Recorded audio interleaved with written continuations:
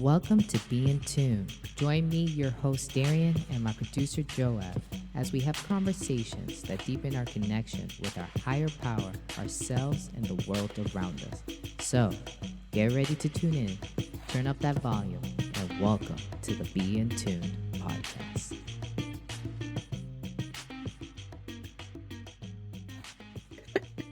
Hello. I was just telling these guys, like, one day my introduction to these pods will be long. One day.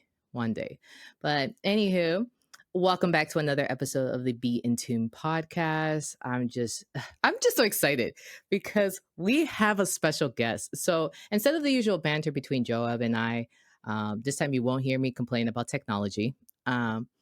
We are actually just going to go straight into it because this guest that we have, she's just that girl.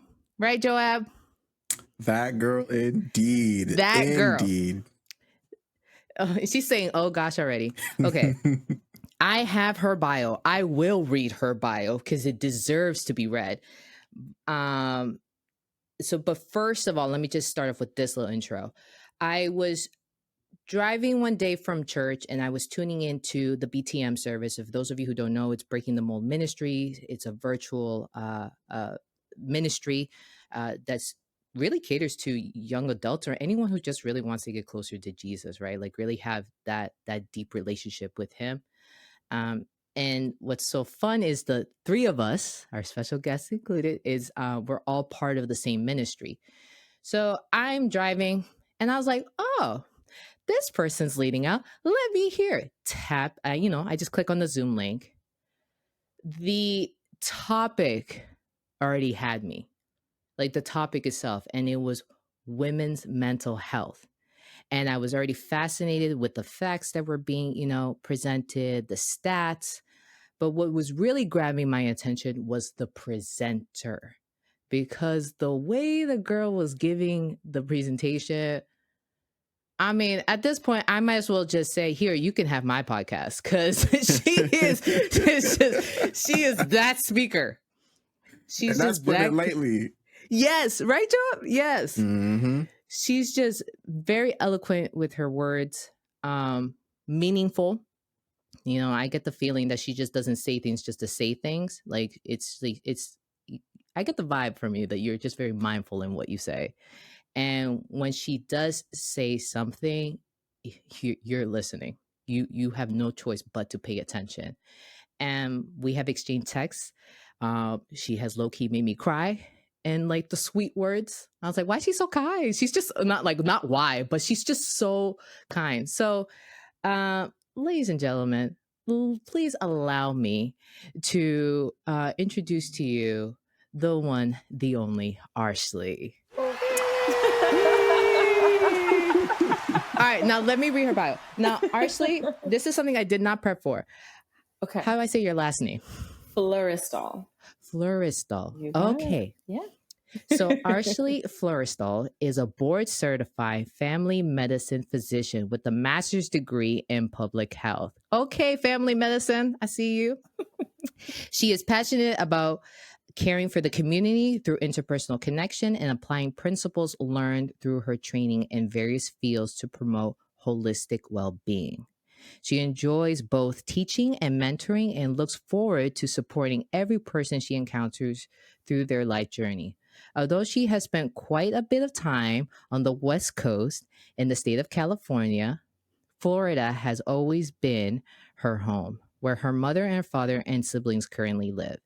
She is one of four first-generation Americans born to Haitian immigrants who instilled strong values of faith, community, and resilience. In addition to celebrating the treasures of her diverse background, she enjoys spending quality time with family, getting lost in great books, cooking new dishes, and dabbling in her creative space through writing, art, and music. Girl, you're artistic too? Lord have mercy. Wow. I love this. Wow. I love this. I just had to read it. Joe, did you see how I had to scroll? I even had to adjust my hand. Yep. Oh my goodness. So, Arshley, Yes. thank you for being here. How How do you feel after that I'm introduction? recovering. I'm still recovering, but I'm still super excited to be here. So, Arshely, I definitely want you to please talk to us about like women's mental health. Whatever you remember from that presentation, please share it with the pod. But before you do, I really want to get to know the woman behind this presentation. Like, girl, you a whole doctor. That's so impressive. That's what they tell me. That's what you better look at your degrees. Right. It's on paper. It is on paper. That is true. I could only imagine how proud your family is of you. Oh, for sure. And, you know, Caribbeans, girl, you did it. Look at that. All of us Caribbeans are like, look at that. She picked one of the 3 trades, which was doctor, engineer, and lawyer. And she chose I'm doctor. done. I'm done.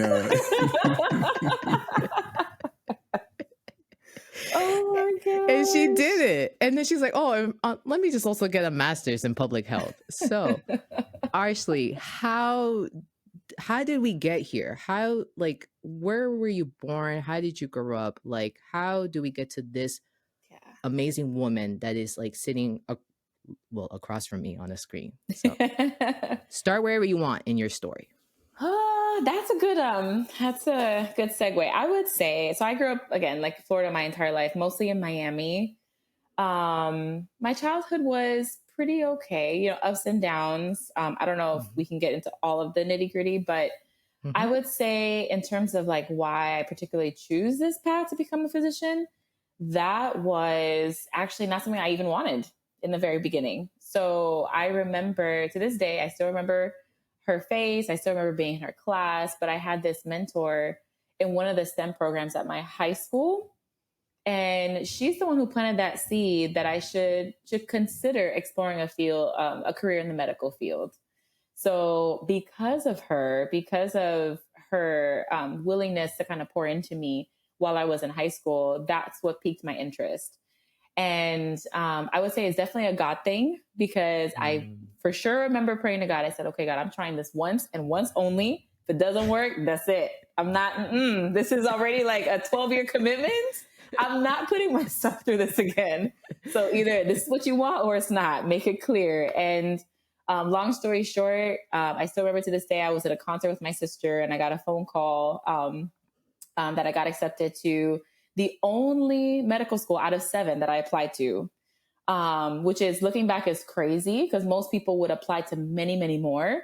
But listen, I was really just like, I ain't got time or the money. Like, God, it has to be you.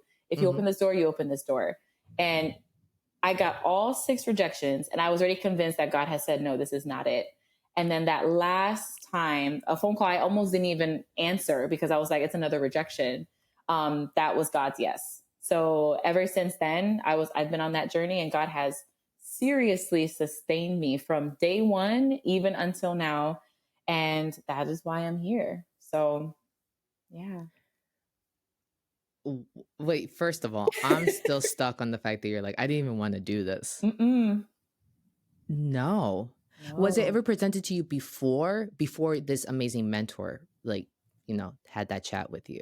People had mentioned it because I love the sciences, I love the math, but I liked other things too. I like to help people. I liked arts. I liked so many different things. And I felt that being in the medical career would be very stifling, very limited. At the time, you know, being so young, I didn't think there were opportunities to teach or to really help people in a way that was very meaningful to me. And plus, I didn't want to be in school for so long. Like, I wanted to do a trade, go to school for a certain period of time, maybe like the 4 or 5 years. But then I actually wanted I wanted to be out in the community. I wanted to, you know, be a part of the community that I so badly wanted to serve. And I felt that medicine, while it was great if you wanted to be a doctor, but I didn't necessarily think that was my calling until God let me know that it was. But yeah. Wow. And you applied to 7 medical schools. 7. So what you said that people typically apply Way to more schools, like more than 7? Way more. I remember some people told me they applied to 100. Some people told me like 50. Some people, so many. Some Isn't people there have like a fee? It's like college. Fee. Yes, there's a fee. There's fee applications, secondary applications. Yes. Yes. Interviews. Yes. I'm impressed you did 7. I would have been like, God, I'm doing 1. It's either this or not. I mean, I might as well have said that, because 7 is not something that, no. Mm-mm. But you know what? You know what popped into my mind, like when you said I got rejected to all 6 schools, and then the 7th one. You know, I'm about to go down a spiritual route on this Please one. do. So, you weren't, girl, you were missed. We had, we had like the BTM retreat, and we were in the Poconos, and we did kind of like our own at home like worship, because we were like, we're all here, let's, and it's funny because Devontae was there, and so was Carrie. I was like, we got 2 pastors. I'm sure we can like yes do an amazing worship here. But the story that we covered was of Naaman dipping into the water 7 times, because who had leprosy, so he had leprosy, and then he asked, like, pretty much God's man at the time. I think it was like Elijah. So Elijah. Oh, geez. Dang. This is kind of embarrassing on a hot mic here. I can't remember the details. But he was just told, listen, go into like the nastiest waters that's there, right? Dip 7 times and you shall be healed from leprosy. Now, I could only imagine the first time it not working, the second time, the 5th time comes around, the 6th, you're like, this really isn't going to work. And you said in your story, you're like, yeah, no, 6 rejections. I was like, this isn't it. Yep. But I also imagine you felt exactly like him when the 7th time came and it all worked out. And we also know like 7 is like considered to be like such a holy number, right? In biblical standings. But yeah, tell me about, how did you feel when you got that yes letter? You didn't get a rejection letter. You got that acceptance letter. It was crazy. Well, looking back, it was a little crazy, but I think at the time, I think I was so defeated. And I was already considering other paths. So when I got the phone call, I actually missed it. So I actually didn't realize I had received the phone call. It was during an intermission of a concert. I realized, took out my phone to check, and I noticed a call from California. So my sister was with me at the time, and she essentially, and thank God for her, she was like, Arshely, just call them back. You never know. Most often when people reject you, they're not going to give you a phone call. So try. At least you would know with certainty whether or not it was a yes or a no. So when I called them, and then they said that and the lady on the phone mentioned that I was accepted to medical school, it was like the world stood still. I was like, are you sure you're calling the right person? Like, are you sure? Like 100, I couldn't believe, I was just like, it was like no one was in the room, just me. Everything just stood still. And I was just like, she literally just said I got accepted to medical school. Like, it was so surreal. And soon after, of course, there was joy, celebration, as I shared the news with like my immediate family, and then it started to spread. But in that first moment, I was just shocked, completely shocked. I would, like, of all people, of all the qualified people in the world, like, they chose me to be accepted in medical school, and I was completely amazed. Yeah. When you started medical school, first of all, well, let me ask this. Yeah. When you were like, are you sure it's me? Did you say a line like, did you mean Ashley, not Arshley? I should have said that. That's always my line with people. Are you sure it was Ashley, not Arshley? Because I could imagine the name. For sure. Absolutely. But I think what I told her, I think I just said, really? And she's like, yeah. I don't really remember if I said anything after that, but somehow the phone call ended. But yeah, I think that's all I can really remember saying. I just love it. Really? Yeah. Reading the right name. It says Arshley, not Ashley. Okay. So yes, then joy, celebration. This is amazing. Yes.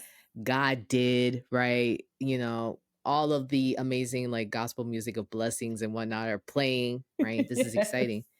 Then can you tell me a little bit about how was your journey in medical school? Because Mm. that's, I mean, no Mhm. schooling is easy, right? Mhm.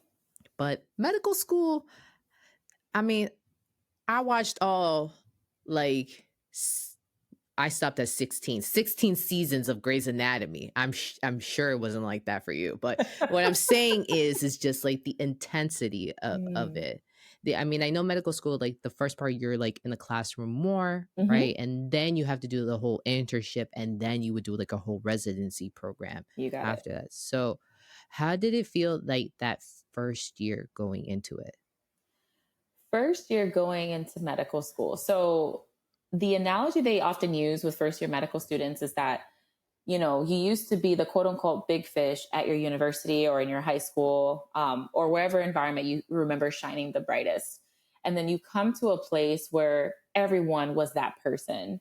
So now you kind of feel there's just almost this inferiority complex because you're just like, well, everyone here is great. Hmm. Everyone here has done amazing things to get here. So I remember feeling the excitement of starting new, starting fresh, but almost immediately feeling that, oh my gosh, they're going to find me out. They're going to find me out. They're going to find me out that I'm not supposed to be here. And how can I do this? Like, I've also watched Grey's Anatomy and I've also done all these things. How in the world does someone think this was a good idea? And I would say in that first year, there was a steep learning curve, not just academically, but emotionally, personally, interpersonally. Because one of the things I did know about medical school is that it would be hard academically. But what I did not expect is that the journey would also challenge you emotionally and mentally and spiritually and almost in any way possible. And it was hard. It was very hard. Gotcha. Gotcha. So how did you get through it? Well, actually, hold on. Yeah.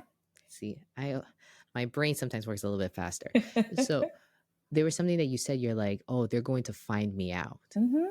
right? So with that being said, like that, well, that sounds like imposter syndrome right Yep. there. That right there, and you actually reminded me of a Maya Angelou quote because Maya Mm. Angelou said, I think it was like her 11th book or something. Like she wrote something else, and she's like, this is it. This will be the time that they will find me out.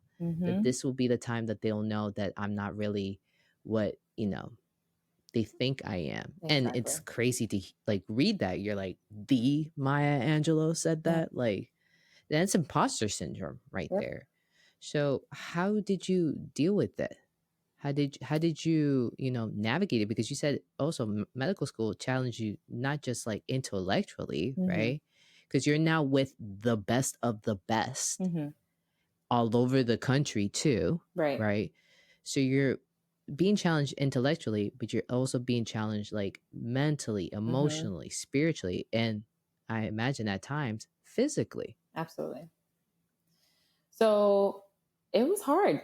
I would say one of the first things you quickly learn is that you need a community.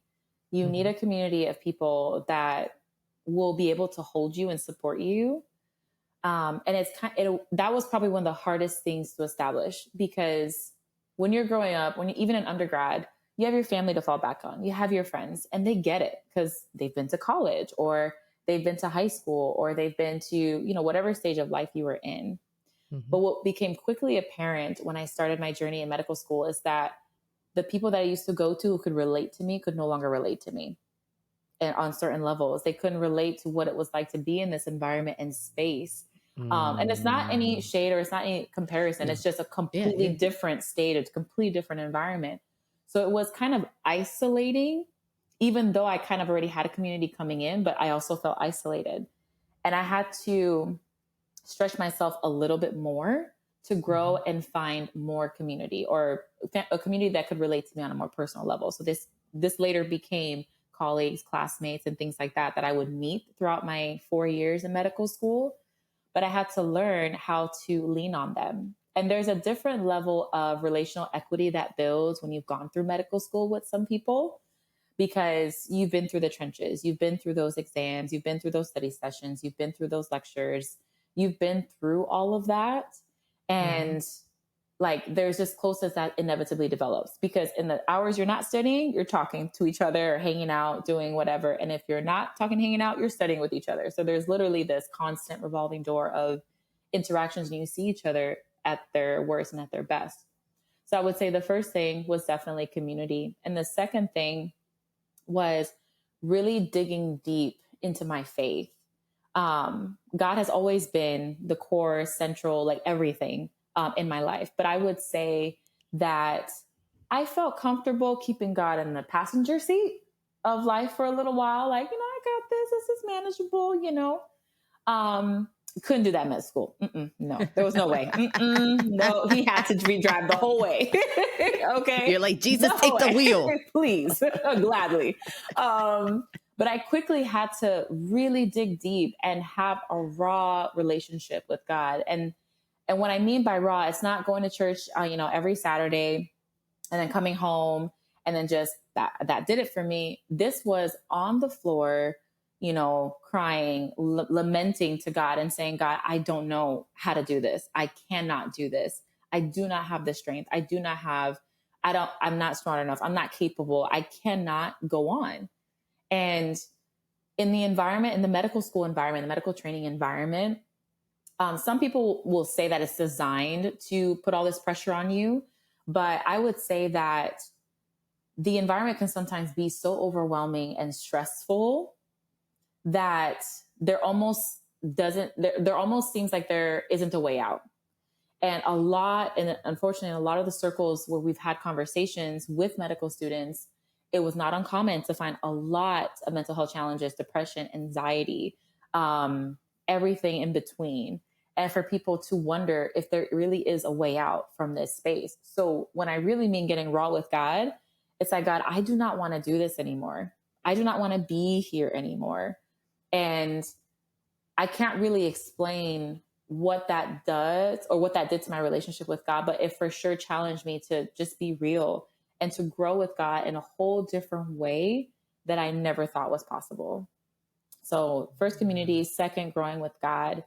And I think the third thing of just surviving would honestly be, I don't even know how to really describe this in words, but holding on to my why. So I remember like a young age, my passion was to help people. My passion was to be there for people, to support people through whatever journey that they're going through in life. And there are moments where I had to remind myself of that, because losing that, I was afraid of the kind of person that I would become at the end of the journey.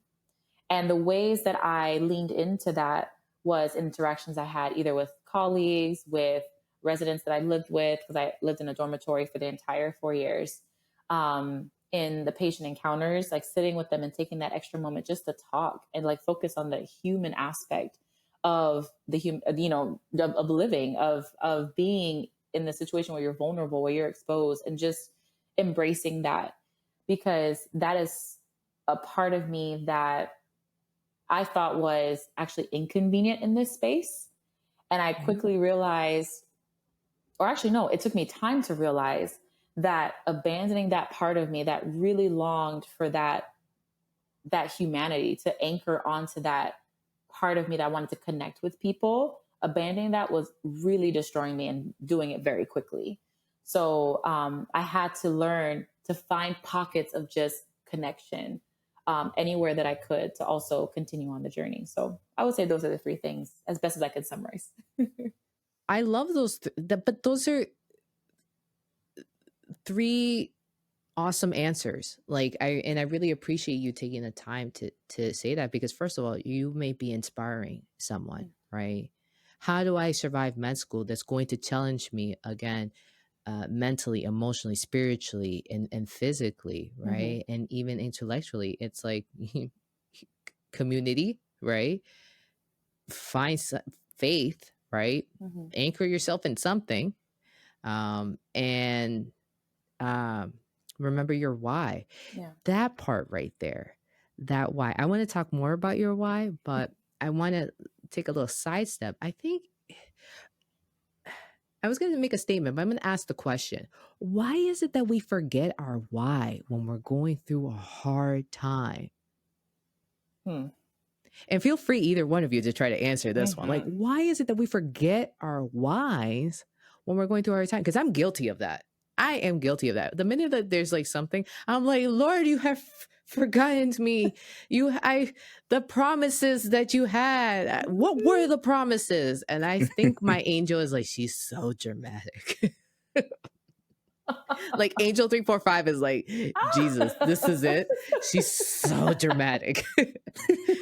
Oh my But I'm saying it in a gosh. humorous way, Yeah. but in all seriousness, why do we forget our why when we are struggling? That's a good Huh? one. That That's a good one. I feel like that's the question to ask, because I yeah. think about my life, and almost without fail, it's like when I forget my why, that's usually when things start going real crazy. Yeah. Um, Yeah. but I would say that I think I once believed that focusing on my why was inconvenient. I would say that's the Mm-hmm. key for me, that Mm-hmm. was what was the most motivating factor to abandon my why, because it wasn't convenient to spend extra 10 minutes with someone just to have them vent and share what they were going through. Um, because that meant 10 minutes that I wouldn't sleep, or that meant 10 minutes that I wouldn't get to study, or that meant 10 minutes that I wouldn't get to do something that I needed to do, or 10 minutes of time that I wouldn't get back. So I felt that that part of me, or acting out from that part of me, embracing that part of me, was inconvenient. It wasn't going to be on the test. It wasn't going to be what, my colleagues or professors or attendings asked me, or any supervisors would ask me about. It would be, what do you know? How much did you study? Did you remember this? Did you pass this test? Did you meet X, Y, and Z metric or benchmark? It wasn't, well, how caring were you? How were you living out your core Mm-hmm. values? How were you Mm-hmm. living out, the principles that were instilled with you? Or even, how are you reflecting, Christ-like character? How are you showing your heart? How are you showing love? Those weren't the Yeah. questions that showed up on my exam. So I would say it's the convenience. I felt like it wasn't a convenient thing to do. You said, because pigging back off of that, like you mentioned, like that you abandoning who you are, right? Which is a people person, right? Was killing you, Mm-hmm. right? And that's so um interesting, because I feel like doctors are typically taught, do not wear your heart on your sleeves, Mm-hmm. right? You can't really spend those extra 10 minutes with this patient because you got a whole bunch of other Mm-hmm. patients that you have to see. Um, and I just find it so interesting because this is just in your nature. You're reminding me of like the Berkman method assessment. So this is where I chime in a little bit Yes. as a psych nerd. So I just did a training on a type of like method that falls under positive psychology, which basically, I love how my trainer broke this down. It is an assessment that shows how people tick and what ticks them off, Mm. because it's assessing what your interests are, what are your usual behaviors, and what could happen if your needs are not being met, which will therefore activate a stress behavior in you. Mm. But the fascinating part about this, and why I'm bringing this up, is because you're a green. And what does that mean? The Bergman method actually it's made up of like four quadrants. If you like look at like the map of it, you'll see four different colors: red, yellow, green, and blue. Since I am a thinker, I and my interests, my stress behavior, my needs, and my stress behaviors all fall under the blue quadrant. So I am definitely a thinker. Um, but for you, Arshley, I don't think I even have to give you this assessment to say you're a green, because greens are folks who are all about community, about people. Mm. Reds are like our assertive folks, right? The ones who are just like, let's get this done, X, Y, and Z, right? And our yellows are our analyzers, right? Mm. And what's interesting about this assessment, you can fall in either quadrant. Like you can have your interests in a blue, but your needs and stress behaviors fall in the red. Mm-hmm. Or you can be right in the blue and very close to green, right? So Mm, I'm a blue straight up. Some people are like a yellow, blue, blue. Some people are like a yellow, red, red, whatever. mhm, But for you, for your interests, it doesn't, you would be a green just without you even taking the steps because you care about people, you care about community. mhm. And I just love that. And I find it very uh interesting that you said the aspect of me that makes up me, um, I was trying to negate, but it was really killing me deep down. And I think your field, not to talk smack about your field, but the field and how education is done here in this country, it takes out that green aspect of you. It's kind of encouraged for you not to be so green, but Mhm. like so into community. So wow. So what made you finally say, "Okay, I gotta be me. I gotta be me," and at this point, like, "This is who I am. I care about people, so I'm going to therefore become the doctor that I think is best for me to be a doctor of the people." Wow. Well, I kind of want to take the test to kind of know because Oh, I'm super curious. I could give it to you, then I can break it down to you. It takes like a whole Yes. 90 minutes to break it down because Okay. it goes in depth. Oh, okay. All Yeah. right. But to answer your question, I would say that um I think when I had a moment to reflect on moments in medicine where I felt fulfilled, it Mhm. was usually the moments that highlighted those parts within me, those passions, those deeply rooted passions. I would think about patient encounters or individuals coming up to me and saying, thank you for listening. That's the phrase that I could say most often that I would hear. And it resonated with me so Mm. deeply, both personally because of like a lot of things that have gone on in my own life, but also just it almost like validated or just like reinforced or kind of like it was kind of like the little part of me like glowing a little bit, it's like there was just like I'm still here, like I belong somewhere, like I there's something that I can give, there's something that I can share.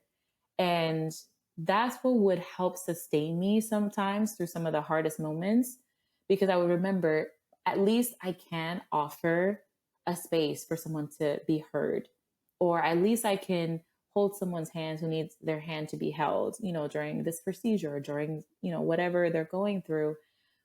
And yeah, so that would help. And I think having certain supervisors who appreciated that, who took note of that and took the time to set me aside and share that feedback with me was also so encouraging, especially in an environment Mhm. where, because I think the Mhm. caveat to being someone who cares is also, I was also someone who took to heart a lot of the criticism that I would get.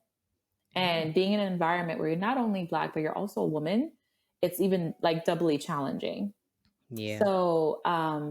So it was something that when I heard people make comments like, or my supervisors make comments that, you know what, you do take your time, you do take the time to listen to patients, and they value that interpersonal interaction.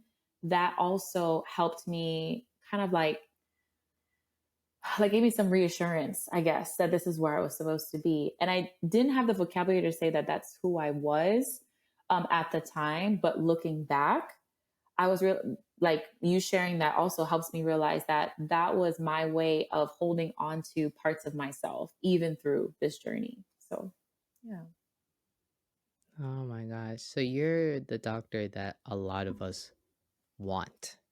A I lot hope of us so. hope for. No, you remind me of my doctor. I love my doctor. Aww. I love her.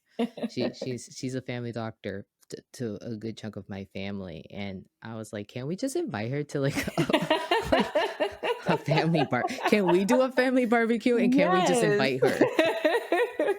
Like she is just so amazing, but it's just because of that Hmm. she listens to me. She Yeah. genuinely cares. Like I in all my years of seeing a doctor, not once did I ever have a doctor that actually even asked me more about my anxiety. Who actually like Hmm. follow through on like said like sometimes my stomach gets upset. but I went in when I first met her. I was like, my stomach is upset, and I just realized I think it's because I have anxiety. And I was like, by the way, I'm a therapist, so like I know how to do this. But what I appreciate about my doctor, shout out to Dr. Chawla, love her.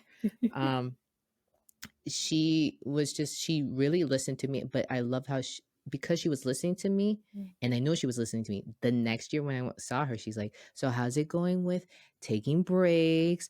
Are we utilizing some of those mindfulness activities that you said you would? Right? I'm like, okay, not first of all, you holding me accountable, and second, thank you for hearing me, Dr. Chawla. Absolutely, I am. It's getting better. Like no other doctor I ever felt comfortable to say, hey, sometimes my stomach gets upset out of nowhere. I don't know. Sometimes I have too much. Sometimes my hand breaks out. I'm just stressed.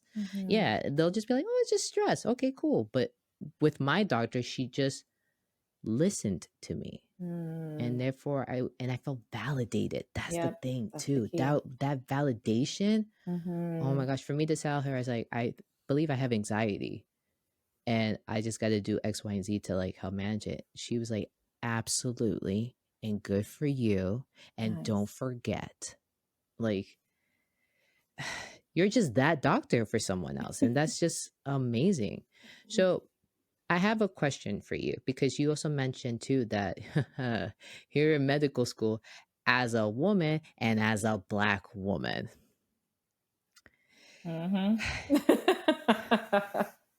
Yep. I think the sigh is just. Yep. It says it all. Let me just sigh. Let me just have a moment here. I mean, Joab, if you have a question, feel free to step in as I'm having a moment. No, I want to hear the answer because, yeah, that's a good question. It's a good question. I didn't even ask the question. I know what you're alluding to, but listen, just wait for the question. We'll just wait for the question. Well, no, I don't think I'm going to ask what you're thinking, but okay. Okay, I'll go there. How did you survive that? Was it community faith and remembering your why? Oh my gosh. Well, first of all, I want to highlight I am so glad you have an amazing relationship with your doctor only because I feel like that's something that's super important for everyone to have only because you are in like your health is important and it's also a vital part of your life and the fact that you have that I am so happy. That is awesome. Oh, thank you. Of Thank course. To answer your question, listen. That's an ongoing processing and dealing with. Okay. I cannot tell you, even to this day, how many times I've been referenced as nurse, orderly, everything beyond book instead of doctor, everything, beneath that. Orderly. They had the audacity to call you an Everything. orderly. Aren't you wearing the white coat? Everything under the sun. I have a stethoscope around my neck. I introduced myself as Dr. Fluristal, and yet the nurse told me, no problem. I've had patients feel very comfortable addressing me any type of way, saying any type of thing. And to be honest, I don't usually take it personal. I could, but I usually don't.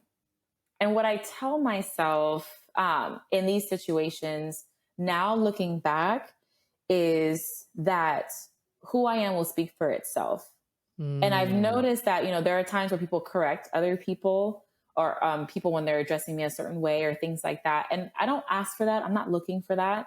But I've learned that at this point in my life, I have achieved, by God's grace, I've achieved a lot. And a lot of it I have to do, I did it through blood, sweat, and tears, and 100% through God's grace, through God being with me every single step of the way. And I've also realized that I have nothing to prove to anyone, even without those titles, even without any of those achievements. So who I am will speak for itself. So when I walk into a room knowing who I am, whether they choose to accept it or recognize it or not. And it's hard. There are moments where it's very hard to hold that composure in certain environments, and not so much with patients, because I feel patients as a different type of conversation, but more so with colleagues and supervisors. So I feel like that's usually the sticking point for me, because I feel of all people who should be able to at least protect us or be a shield, or at least to be there as we're learning and training into the positions that we're meant to be, that they should be the one advocating on our behalf, not the ones also fighting against us. So I would definitely say, yes, the faith community, as knowing your why definitely does help, but also constantly reminding myself that I have nothing to prove and to stand fully in who I am and who Christ created me to be, even before any of the accolades or the, any of the entitlements or the titles or accomplishments. So yeah, hopefully that helps. But listen, I'm still trying to figure it out because it's not easy. Half my days, but yes. Well, I just wanted to say, period. Like, I was like, Yeah. I mean, Joab, see why we had to have her on the pod? It's like I so mean, gracious. yeah. I see the vision now. I see it now. I see why I was so eager to have her now. Oh my goodness. Episode 2 finished recorded. We used to have Arshley on the pod. Okay. We're just getting used to this, Darien. But no, gosh. like that's real. And thank you for sharing what it is that you do. I love how you said I try not to take it personal. Mm-hmm. And I love how you really just spoke on the confidence that you have. That was a confident answer. Mm-hmm. And when you said, I know who I am, despite of all the accolades and all the accomplishment. Like, I know who I am when I walk into the room. It's like, come on, people, let's stand 10 toes down with that mentality. Absolutely.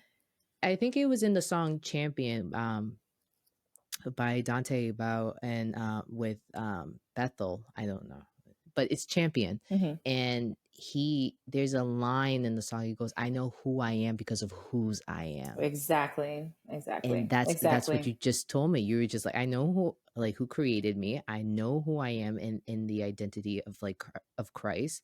So therefore I know who I am when I walk into this room. Mm-hmm. Whether you think I'm in order, I'm still mad that they think I'm like, don't you have the little white coat and the stethoscope? Audacity. I can't. If I was a lawyer, I object. Like, what is this? But thank you for that answer, because someone needed to hear that. It's Absolutely. I'm looking in the camera, like, stand 10 toes down on who you are. And it's not about what you've done, like what you've accomplished. It's just like your character, and we know our character. We generally do. We don't need someone else to really tell us, but it's nice when they highlight it. It's nice when we get validated that, like when you mentioned, like when I had like mentors or professors that noticed me being that people person and caring about my the patient, that was validating. Right? So yes, we can be validating who we are, but your character, what's up, when you're doing right. So stand 10 toes down in who you are. Yeah. If if you're doing something that's not so great, then I would suggest that we look Probably at the not. behavior. But yeah, gotta talk about that's that. That's a different story. Yes.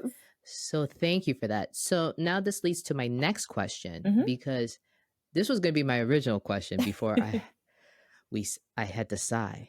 But also being a Black female doctor, right? Did this kind of inspire you to get more into the mental health aspect of your field? Because you got a whole master's degree in public health, which, by the way, did you do that after medical school? After.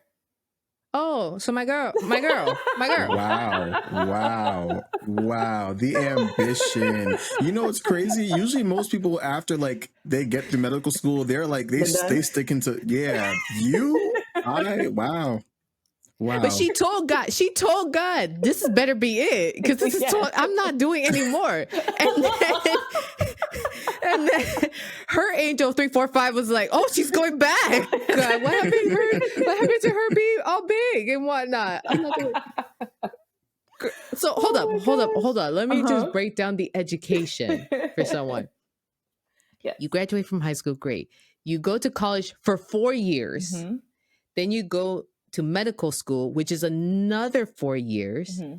And of course, you did internship and residency. Yeah, I did my residency for 3 years, fellowship for 1 year. Mm-hmm. Oh, so another 4 years, of course, after that. And then how long did it take you to get the master's? The master's was done in 2 years, but I did that. So half of it I finished when I was towards the end of my residency, and the other half I finished in fellowship. Oh, I'm sorry. She was Joab, did you hear that? She was in her residency when she started the master's, and she was finishing up the fellowship when she finished her master's. Yep. Mm-hmm. Okay, winner. Like the bar, you set the bar, like the bar is up here. When you put it that way, okay. Oh my gosh. I think it was an interview that I saw where one celebrity asked another celebrity this question, because the celebrities is like a total baddie. They were just like, so when you wake up in the morning, Oh my God. do you fight the urge to say that these, and she used a word, but I'm not going to use it, like, these chicks ain't got nothing on me. So I'm going to ask you that question. Do you wake up in the morning fighting Never. the urge of they got nothing on? No, not even close. Not even close. In fact, I get in trouble sometimes when honestly, all of this for me, I would rather, it's funny because I would feel much more comfortable sitting in a room, just chatting with women and just going back and forth and just figuring out, okay, what can we do to help you? What can we do to support each other? How can we grow? That's where I feel the most comfortable. I feel the least comfortable when it comes to talking about the words I've given, or my journey, my training, because I feel like that's not me. I feel like it really isn't me. And I really struggle to, like, I don't know if I'm allowed to say all this, but I really struggle sometimes just to accept that. But truthfully, no matter anything that I've earned or any title that they give me, what makes me feel at home is just being with people. And that's what does it for me every time. This is why God made you a doctor, because That's probably you know He made saying? the right one a doctor. He made the right one a doctor for sure. Did you just hear that? Like, I don't even care about the accolades. I really just really don't. want to live this humble life. I literally and care about people. That's it. That's it. I'm sighing now for a whole different reason. It's just like, you have a good heart, Arshely. Oh, like, God. dang. Praise God. Okay. So now, okay, so you get your master's in public health, right? But going back to my original question, was that the inspiration behind it? Or actually, scratch that.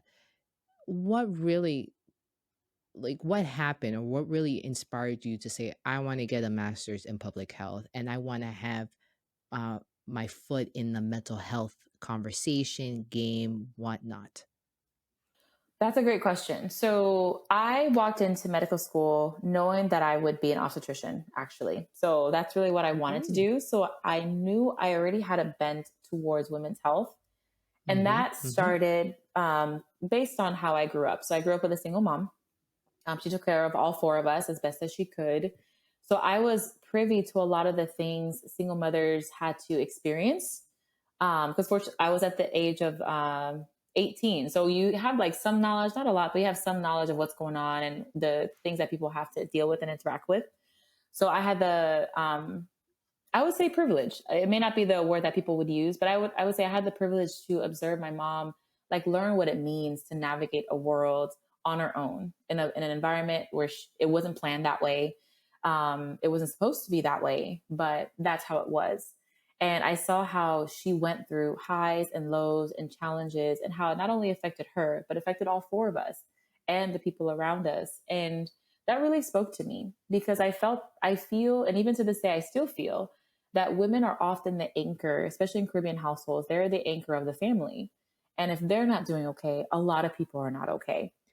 So I would say, I'm sorry. I just have to. I don't like to. I don't want to cut you off, but I'm sure. sorry. Can you just repeat that again? Oh, Because absolutely. yes, girl. Yes, yes.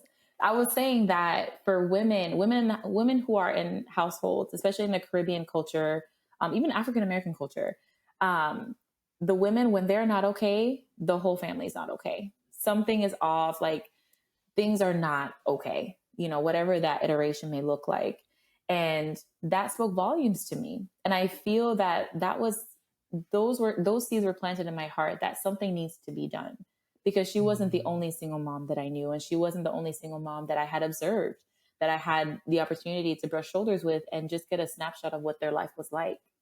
So when I went through my training, I quickly realized that maybe 80%, if not 90% of the health problems that we saw dealt with issues that were outside of the four walls of that clinic office.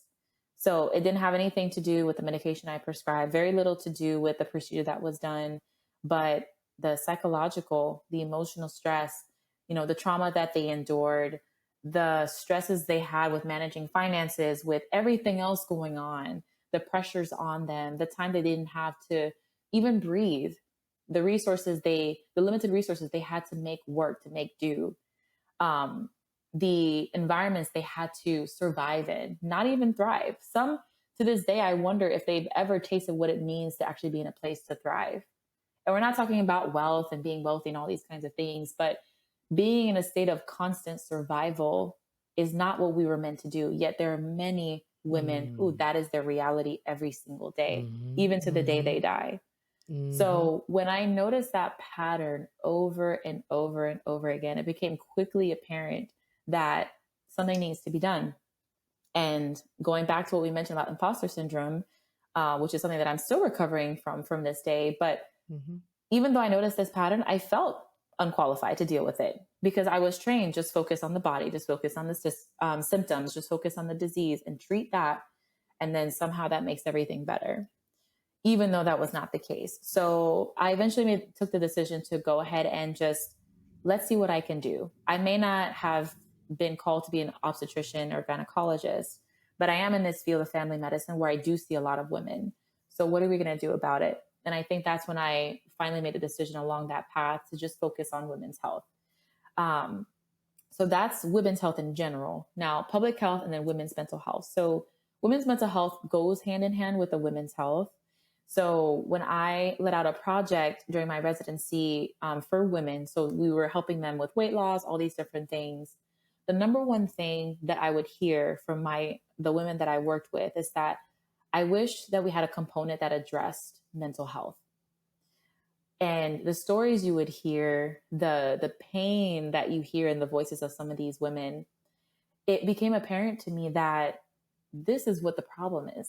We need to address the brokenness that is happening within these women, but also that's perpetuated by cycles and generations of pain, of trauma, of patterns, of all of these things that need to be addressed in order for them to know what health looks like. Health is not your labs come back clean. Health is so much more multifaceted than that. So I would say that's kind of how the mental health got birthed out of that. And then public health was definitely a God thing, because I did not expect to do that, because just like Joab mentioned, once you're done with med school, I'm done.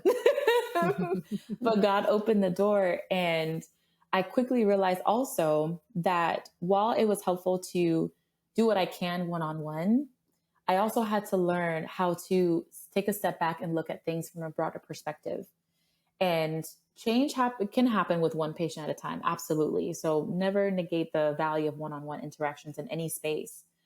And I also believe that impact can also happen in a bigger scale as well. And having a degree in public health that focused on population medicine was important for me to understand that, 10-foot pole type of view to help initiate like policy change and things like that can impact families, communities on a bigger scale. So that's kind of how that path took on. Wow. So first of all, shout out to your mom. Oh, for sure. The real MVP. Yes. All the awards, she's the one. Okay. That's her. I mean, I want to go back to that. Like, yeah, you started this section here by talking about your mother, Mhm. and you definitely shout out to your mom. She held 100%. it down, and there was 4 of y'all. 4. Oh Lord, 4. I would be distressed with just the one. So Listen. so that's like 4 different personalities too, Mhm. and then just like, oh man. So she must be so proud. Oh, for So sure. proud. For Imagine. sure.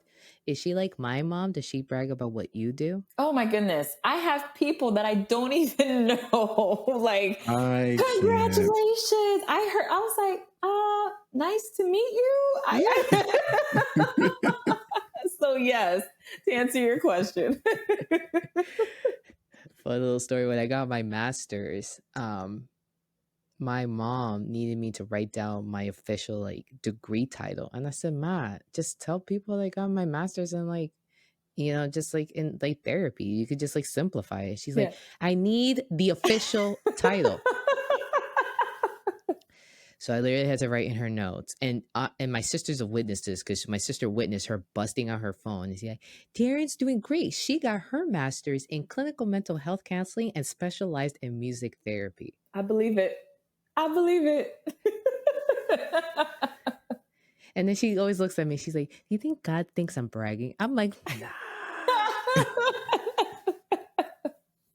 I guess it's called being proud. Yes. That's what called being proud. Yes. Extremely proud. Actually, the greatest thing ever was to get my master's degree and to just look at my parents and just be like, "Here you go." There you go. Like, yeah. Here you go.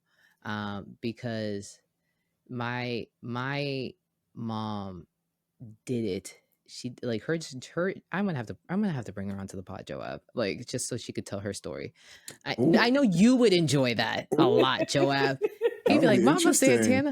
Joab's gonna be like, "Darien, you could take a break." Just have your mom. Oh my god. But she held it down, and she would say I had the support. But so shout out to your mom though for doing it all by herself. Yep. And you shout out to you though for just being that intuitive child and paying attention. Shout out to you leaning into your people, like your people what do I want to call it? It's not like, I was gonna say people pleasing. I'm like, it's not people pleasing. It's just like that skill that you have of caring about the community. There you go. And caring about others that you noticed. You noticed how hard she was working and how hard sometimes life would throw at her. Like how hard it would get for her. That line that I had to repeat, you're like, in most Caribbean households and even African American households, like when the woman is not doing okay, because the woman is like the cornerstone of the family, if she's not doing okay, then the family is not doing okay. Yeah. And that is so true. I mean, this is just a silly example, but my mom decided to go on strike 1 week to not cook, and like we weren't doing okay that week. I believe we it. weren't. We weren't. I was like, please come back. Just come back.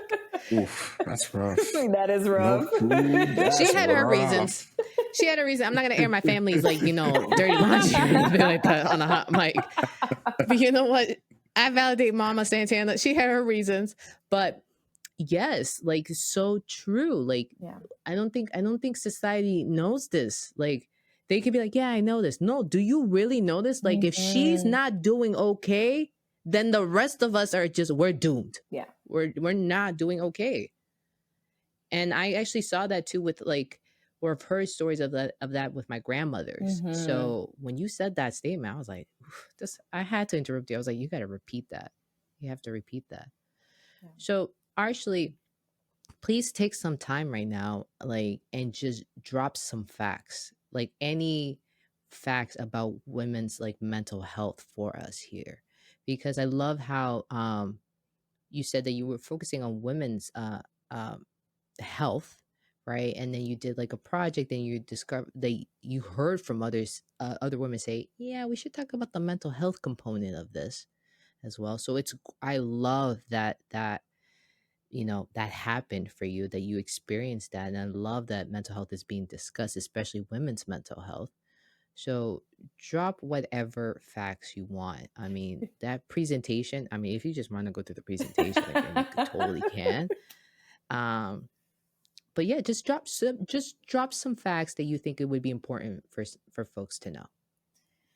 I would say one of the first things to remember when it comes to women's mental health, that the burden is not on the woman to do it all. Mm, And it's not on her to fix it all either. So, of course, I'll dive a little into like options and things like that. But I think the first thing that people think about, especially in minority cultures when it comes to mental health, is that it is your fault.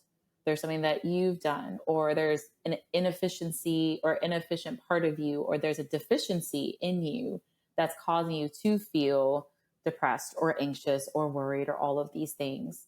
And mhm, I feel like with women who already have so much on their plate, the last thing they need to hear is that the problem is them. mm, So mhm, mental mhm, health is evidence of the ripple effect of a broken system. So whatever ramifications you want to think of that, whether it's the structure of the family unit, um, how broken it can be for a lot of people, whether it's the cycle of generational patterns, generational curses, generational habits, what have you, whether it's trauma, whether it's stress, whether it's not having the tools or resources, it's a systemic issue on multiple levels that is being experienced as mental distress. So I would like to start with that. And the second thing is I really, really want, and again, it goes back to that population level type of scope, is to focus on equipping not just the woman with resources and tools, but also the community. Because when we as a community know how to take care of those within our community, then we can develop an infrastructure that's resilient against these inefficiencies of the system. So it's not enough sometimes to tell a woman, okay, maybe therapy is an option. If it is an option, it may be. But if she's mhm. coming home to a mountain of stressors and everything imaginable that will go against any work that was done in that 1 hour session, then are we really doing her the best service? Are we really catering to her mental well-being in the long Yeah. run, right? Mhm, So mhm, so that's kind of like the band-aid theory of like just putting a band-aid on something and hoping it gets better when the wound is actually gushing from an artery on the inside. The point is we want to get to that artery, whatever that is. And sometimes it's as simple as maybe going to therapy. Maybe it's as simple as taking going to therapy and having medication. And if it's that simple, then yes, great, we found the solution. But if it's not, then this is usually the harder part. But then we as a community have to do a better job of creating a system that supports our women.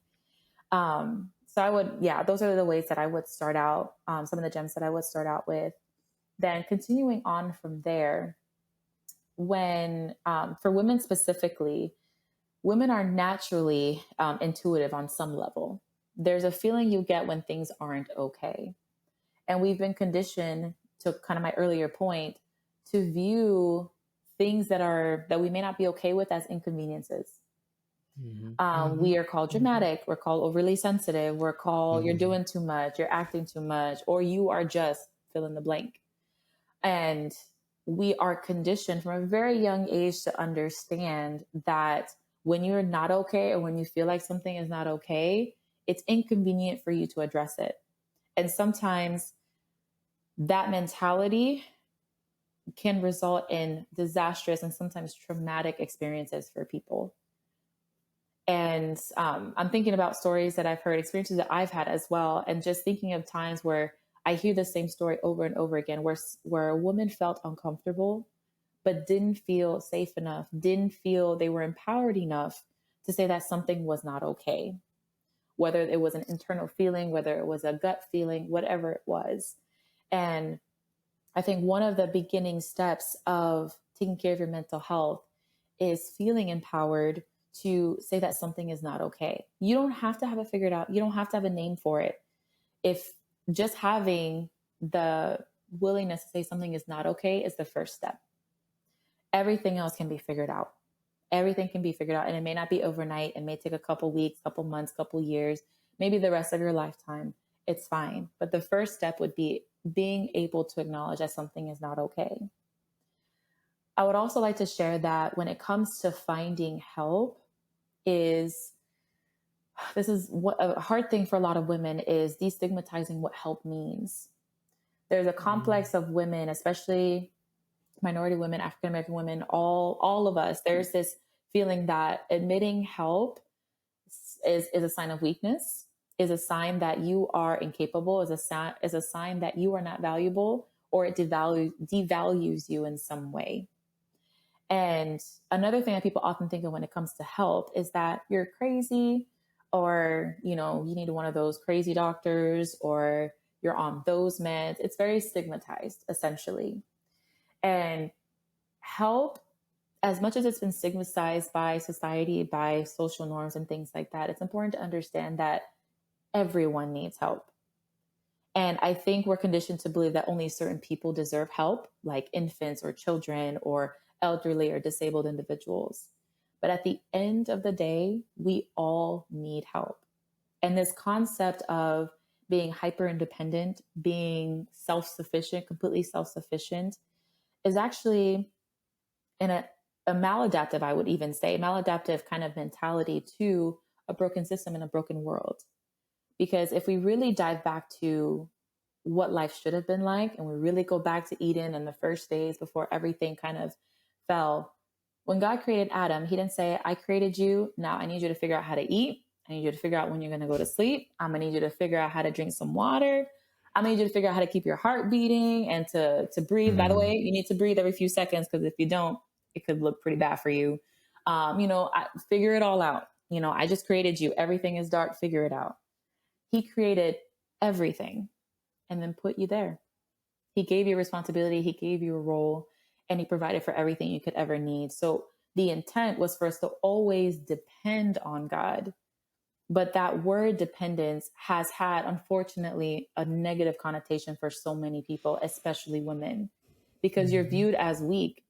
But also on the receiving end, when a lot of women have depended on people, whether it's partners, whether it's husbands, boyfriends, significant others, they've been let down. So the idea of asking for help, the idea of even being remotely close to being dependent on anything or anyone is terrifying. You've been disappointed, you've been hurt, you've been broken. So the idea of being dependent on a God who loves you and cares for you is a hard concept to even materialize, because we're looking at it through the lens of the broken world we live in. And I think that also translates to the idea of asking for help. So many women have asked for help many times, but like a child who grows up crying and no one comes to their aid, what do? They stop crying. So same thing with women who have been suffering, who are trying to ask for help. When no one comes to your aid, when no one comes to your rescue, when you don't feel seen or validated or valued, it can be very easy. And it makes complete sense why you would believe that asking for help or even seeking help is something that's worth doing, or that you should even continue to do at this point. But I still want to encourage you that there are still people, there are many people out there who are willing and able and want to help, who want to offer genuine support, who want to offer you genuine love, starting with, your community, starting with, friends that you can trust and love, but ultimately God and the people that he brings into your life. So yeah, hopefully I'm not saying too much, but those are, some of the things that I would share when it comes to mental health. I don't know if I should keep going or not, but let me know. I could just listen to you talk for hours. Yeah, that was like super, like so deep. When you were talking about, like women and like the struggles they face of like asking for help, all I could really like think about in here is, and you kind of touched on this as well, is like the men in the woman's life generally don't make it easier either, and especially if we're talking about, like you said, husbands, boyfriends, or significant others, like we don't really do that great of a job of catering to or being open to like helping them, or even just being there and being present to help. So like I guess the question is like, for the men listening, like what do you believe like women really need to like either feel safe or just to feel like, you know, the help is available? Because that's the first frontier, right? Mm-hmm. Is being open and just admitting that you need help, like you said, Yeah. right? So like as the man, like what do you think is like the best thing for men to do to help break down that first frontier so they can be vulnerable and be open to ask for help? That is an awesome question. Um, Several things come to mind, but I wanted to start out with a like personal experience that I had. I remember one day I was going to church, and I just remember having this feeling within me anytime I had like a male church member either approach me or talk to me. And I wonder like what is so uncomfortable about this interaction? Like I don't know you, you seem friendly, there aren't any external signs of you being a threat to me in any way, but for some reason I feel uncomfortable. And then later on, I would learn that the reason why I felt uncomfortable with men in church setting and also in general was because I didn't feel safe with men, period. And there's a lot of roots to that, there's a lot of underneath that. But I came to the realization that I did not feel safe with men. And I feel like for a lot of women, there's a level of not feeling safe with men. And Mhm. part of that comes from behaviors that are socially accepted amongst men generally, but also it comes from experiences women have had. And one of the saddest things for me to see sometimes when I care for patients is when a pregnant woman comes into the office and she tells me, I have no one, knowing full well that it takes two people to bring a child into this world and Mm, she has no one. So I say all that to say to kind of bring me to the point of the answering the question that you shared is I think one of the biggest things men can do is start by listening. And what I mm, mean by listening, it goes beyond just listening to a woman talking to you, but listen to the pulse of the condition of the women in your community. Do they feel safe with you? Are they able to have conversations with you? Do you notice that they have closed body language? Do you notice that they're distant? Do you notice that, are you noticing or picking up on cues that they may not be comfortable?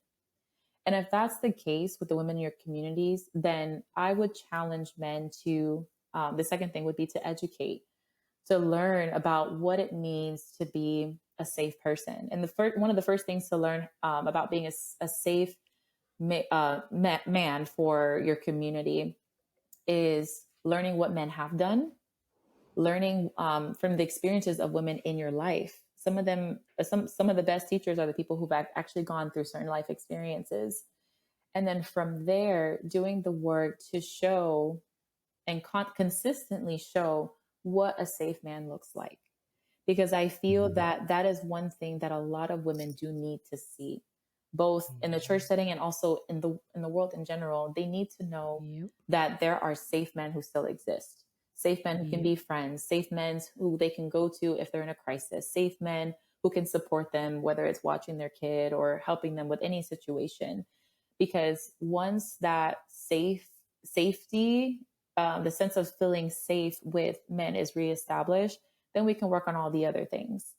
And the reason why I say that, that may be an odd response, but I say that because a lot of women, the first thing they'll tell me is that I do not trust men. And I hear that over and over. And I don't just hear it in words, I observe it in how they're acting and how they refuse to even allow, let's say, fathers into the lives of their children, or they refuse to talk to, certain male relatives, or even their dynamics in the same room with each other. And you can just mm, tell there's this sense of distrust. And there are many roots, there are many reasons, there are many, cultural and personal and things like factors that kind of come into that. But I would say that's one of the first things is to reestablish that sense of trust, reestablish that sense of safety. And I feel like one of the two ways to do that is to number one, listen to the women in your community, and number two, to educate yourself on what they've gone through, what they've experienced, and how to be a safe person for them. Hopefully that's helpful. yeah, definitely. I love that. Yeah. I love like in order to first know or first be safe, you have to like have that awareness for yourself. Like I love that. Right. Like looking inward as the man for yourself. Mm-hmm. Because I definitely do agree. I think hopefully it is known that the most unprotected group is like the Black woman. But I think we don't, especially as Black men specifically, we don't really think about that more than we really should. Right. So I love that you like broke that down because it's very important, and you know, it needs to be like talked about a lot more. So yeah, thank you for that. It just reminded me of Arshely, everything that you just said about like the answer that you gave to Joab was, is like, men, think about if you are a safe space to women, and be that safe space, right? I was just thinking about a youth retreat that I was at, a young adult retreat, and I got bamboozled to be part of a panel. I'll explain that story a different day, different time. But it was just me and a bunch of men on this panel, and I was the only mental health person there.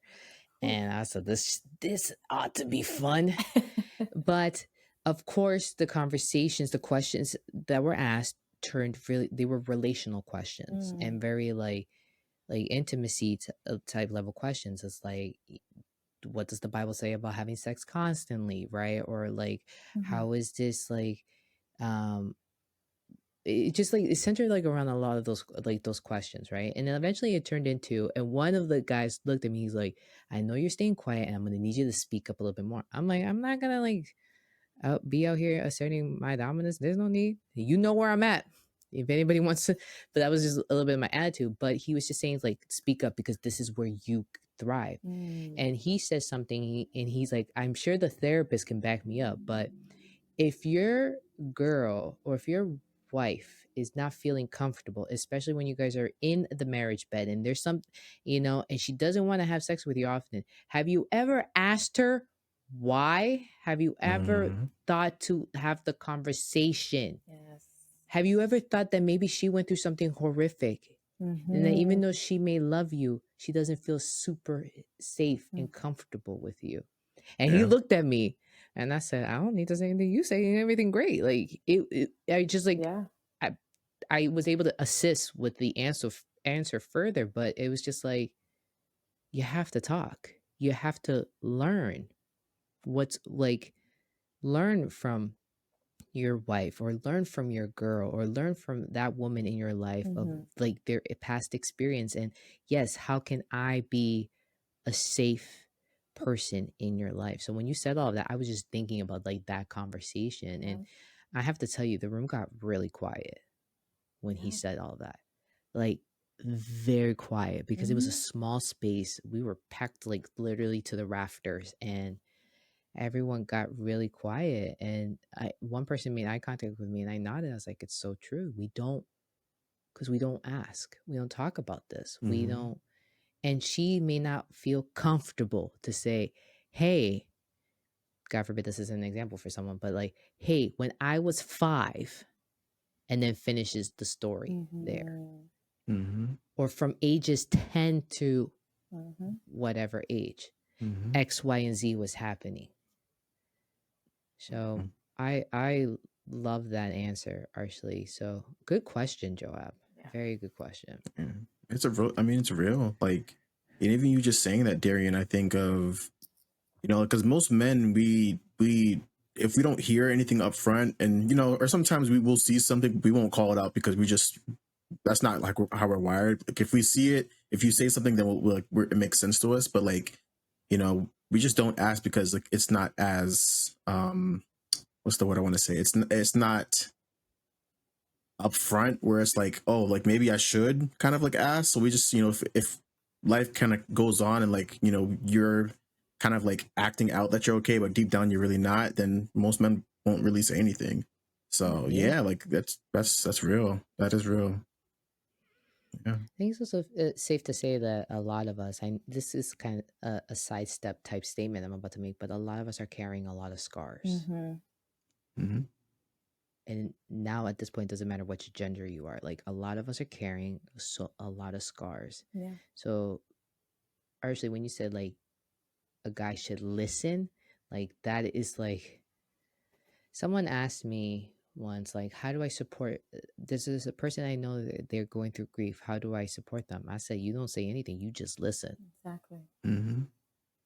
listening. And I was like, they're like, how do you do your job? I'm like, I just listen. Am I the greatest listener at times in my personal life? No, right? But listening, Yeah. when you listen to someone, oh my gosh, that is the most validating act that you can engage in. And there's different levels of validation actually. And listening, and if you're able to reflect back on what they said, whew, Yeah. Yep. you're killing it in the validation game. So, Yeah. okay. Arshely, you said you girl, don't speak anymore because like in a good way. It's just like you already gave us lots of good gems here. I mean, Joab, do you have a question though? Because she said, "Should I say more?" I was like, "Dang, what she said was a lot." No, that one question I had was all I needed to hear, and honestly, all I feel like a lot of people need to hear too. So you said all that you needed to say. Oh my gosh. Awesome. So, let me I think, okay, where do I want to go with this? Okay, yes. You are going to be starting a new job. You don't have to go into the specifics and all that, but what will you be doing? Will you be doing family medicine? So mostly family medicine. I'll also be teaching. So my role is, imagine like split 60-40. So 40 is going to be like traditional, like family medicine, doing my thing there. But 60% is kind of up for creativity. So it's a lot of teaching, but there's also opportunity to do some other things that to work in other fields that I'm trained in. So lifestyle medicine and obesity medicine, as well as preventive medicine, and then sprinkling in some public health in there somewhere. So that part is still kind of up in the air of how that will materialize, but that's the goal. That's what I'll be doing. I love it. So you found a job that literally just lets you do all Yes. the things, All all the the things. degrees that you have. Yes. I love that. Okay, so Arshely, to kind of just end here, what I think it would be good to ask you this question. Yeah. What is a piece of advice that you would like to give to folks who are listening to this? I mean, we focused a lot on women's mental health, so you can give your advice coming from that perspective of like, okay, to all my women out here, this is my piece of advice concerning your mental health, or you can generalize it, entirely up to you. Yeah. But what is a piece of advice that you would like to give people? When you asked that question, what immediately came to mind was the word healing. So what I would say is that life is life. Life gets real. We've all been through something or some things. We've all been through some life altering, life changing experiences, both good and bad. We've been through a lot. You know, if you've made it to this point, by God's grace, you've been through something. And I would say one of the first things I want to encourage people to do is never invalidate your experience. You know, never invalidate what you've gone through, never invalidate what you feel, never invalidate your story. It's your story, and it's just as valuable as anyone else's, and it's extremely precious. And the second thing to kind of add into that is I would highly encourage everyone, whenever you're ready, whenever you're in that space to do so, to take that first step towards healing. And whatever that looks like, whether it's just admitting you need help, and that's as far as you can go right now, whether that's, you know what, maybe I'll pick up the phone and call someone and talk to them about what I'm feeling, whether that's, you know what, I'm going to take that vacation I've been putting off, whatever that may look like for you. And the reason why I want to encourage people to take that step towards healing is the version of you that you meet on the other side is completely worth it. And it's a version of you that thrives, a version of you that exists beyond just surviving. And the reason why I wanted to share this advice is because I've seen a lot of people in survival mode. I've seen a lot of people live a long time in survival mode, but there are not enough of us that truly are living the abundant life that God promised and that God has available to all of us. And part of that comes with inviting God into your heart, into your life, and allowing Him to do that work of transforming you and healing you. And while it may not be easy, while it's not bumpy, and it's definitely not linear, it's definitely worth it, because you're worth it. You are worthy, you are loved, you are valuable, and you are seen and known, no matter where you are, what you've been through, what you've done. That was Dr. Arshely Fleuristal, ladies and gentlemen. Arshely, you're amazing. Aww. I cannot wait to see all the amazing things that you guys are going to do. Amen. Through you. I can't wait to see the community that you live in, and how that community is just going to be independent, that the government's going to be weird because they're like, they're so self-sufficient. They're helping each other out. I love it. I love it. And then, like, girl, I'm buying a home in that community. Right. Joab and I are like, all right, so Arshely, what's the real estate like over there? Right. Oh man. But no, thank you for sharing your wealth of wisdom with us, ladies and gentlemen. Dr. Arshely. All right, remember, be in tune. Peace.